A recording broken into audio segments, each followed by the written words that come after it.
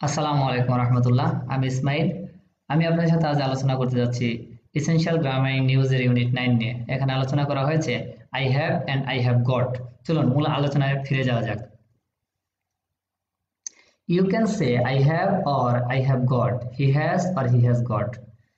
Meaning এর দিক থেকে দুটো সেন্টেন্সের মধ্যে এমন কোনো গুরুতর পার্থক্য নেই।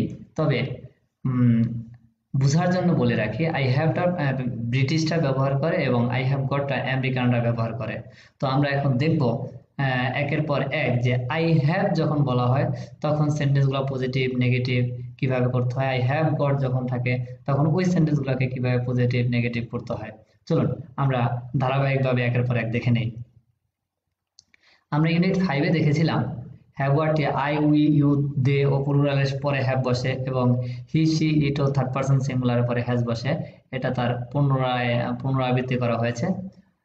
এটা আমরা এভাবেও লিখতে পারি যে I have got, we have got, you have got, they have got, he has got, she has got, it has got. এবং এটাকে শর্ট ফর্মও লেখা যেতে পারে। শর্ট ফর্ম লেখার জন্য আই এবং have, we have, you have, they have এই দুটো ওয়ার্ডকে একত্রিত করে একটি ওয়ার্ডে রূপান্তর করতে হয় এবং হ্যাভ ওয়ার্ডটির এইচ এ লেটার দুটি বাদ দিয়ে অ্যাপোস্ট্রোফ যোগ করে এবং দুটি ওয়ার্ডকে একত্রিত করে শর্ট ফর্মে লেখা যেতে পারে এবং বলার সময় হ্যাভ গট এভাবে করে বলা যেতে পারে সবগুলোকে। ওকে, আমরা কিছু এক্সপ্রেশন দেখি এবং ছবিটার এক্সাম্পলটা করি। I have got a headache, মানে আমার মাথা ব্যথা, এটাও বলা যেতে পারে আই হ্যাভ আ হেডেক, এটাও বলা যেতে পারে। দুটার মিনিং একই। I have blue eyes, I have got blue eyes, মানে আমার চোখ দুটো দুটো চোখে আমার ব্লু কালারের। I have got blue eyes এটার মিনিংও একই এবং I have blue eyes meaning একই। ওকে, এই সকল এক্সপ্রেশনগুলো I have got and I have meaning একই। আমরা বিভিন্ন জায়গায় বিভিন্নভাবে এই এক্সপ্রেশনগুলো ব্যবহার করব। আপনারা পড়লে ধারাবাহিকভাবে সবগুলো এক্সপ্রেশন বুঝতে পারবেন। I don't have, I haven't goat negative. যদি আই হ্যাভ থাকে তখন ওই আই হ্যাভকে কিভাবে নেগেটিভে লিখতে হয় এবং আই হ্যাভ গটকে কিভাবে নেগেটিভে লিখতে হয় এটা বি সেকশনে দেখানো হয়েছে। Okay, you can say I, you, we, they এই চারটির পরে ডোন্ট হয়, এটা আমরা ইউনিট 5-এ দেখেছিলাম। হি সি ইটের পরে ডাজেন্ট হয় হ্যাভ। তো আমরা ইউনিট 5-এ যেটা দেখেছিলাম ওটার পুনরাবৃত্তি হয়েছে এবং হ্যাভ ওয়ার্ড এর সাথে এটাকে কখনোই হ্যাজ হবে না, কারণ ডু নট এবং ডাজ নট যখন আসে আমরা এটা দেখেছিলাম ইনফিনিটিভ ফর্ম হয়, ভার্বের রুট ওয়ার্ড হয়। ওকে, আই, ইউ, উই, দে এরপরে হ্যাভ নট এবং হি সি ইটের পরে হ্যাজ নট এরপরে গট, এভাবে করে নেগেটিভ ফর্ম করা যায়। এবং নিচের এক্সপ্রেশন গুলো এই বক্সের মতো করেই করা হয়েছে।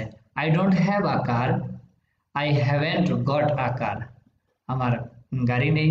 I haven't got a car মানে আমার গাড়ি নেই। দুটোর সেন্টেন্সের মিনিং একই। আমরা এই এক্সপ্রেশন গুলো পড়লে এবং আমরা আমাদের বাস্তব জীবনে ব্যবহার করলে আমাদের ইংলিশ স্পোকিংটা অনেক রিচ হবে।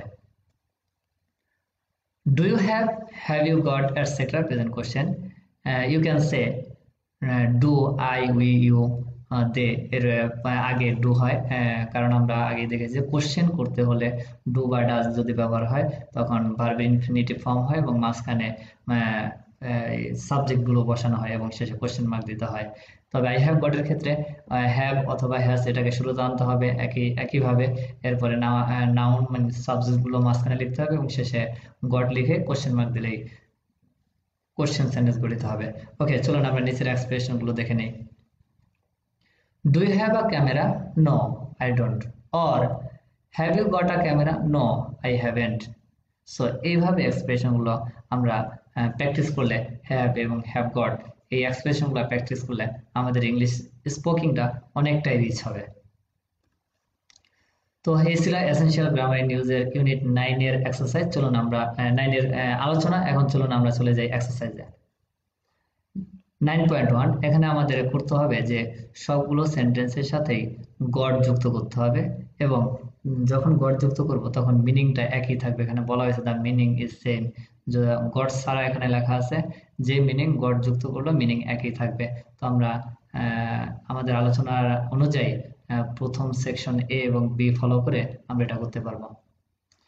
9.2 write these sentences with do, does, don't, doesn't. The meaning is same. Meaning একই থাকবে, do not, does not, do, does ব্যবহার করে আমরা এই সেন্টেন্স গুলো লিখবো। সো এখানে কোশ্চেন করা আছে, কোশ্চেন গুলোকে do not, does not দিয়ে আমরা করব। এখানে have আর have got দিয়ে করা, আমরা do not, does not দিয়ে করব। 9.3 read the question and answer the right then write sentences about mark। এখানে কোশ্চেন করা আছে এবং আনসারও দেওয়া আছে। এখন আমরা মার্ক সম্পর্কে এখানে লিখব। যেমন have you got a car, Mark বলছে নো, তো আনসারটা হয়েছে he hasn't got a car. Have you got a bike, সে বলছে ইয়েস, মার্ক, তাহলে আমাকে লিখতে হবে he has got a car. So আমাদের পজিটিভ এবং নেগেটিভ ফলো করে আমাদের লিখতে হবে। What about you? Write sentences with I have got or I haven't got. So আপনার নিজের সম্পর্কে আপনাকে 7 থেকে 9 পর্যন্ত লিখতে হবে।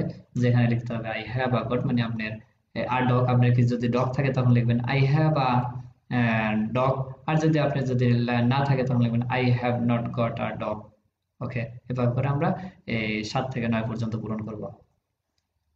9.4 complete the sentences use have, has, don't have or doesn't have। Sarah doesn't have a car, she goes everywhere by bike। So এই sentence গুলো কমপ্লিট করার সময় আমাদের ব্যবহার করতে হবে have, has, don't have or doesn't have। আমাদের ব্যবহার করে এই সেন্টেন্স গুলোকে কমপ্লিট করতে হবে। 9.5 complete the sentences use have, has got, have not, hasn't with this sentence। So আমাদের have got এই ওয়ার্ডগুলোর সাথে আবার এই ওয়ার্ডগুলো তো যুক্ত করে আমাদের এই সেন্টেন্সগুলোকে কমপ্লিট করতে হবে। The next lesson is unit 10 was where। Thank you so much for watching the lesson। আসসালামু আলাইকুম ওয়া রাহমাতুল্লাহ।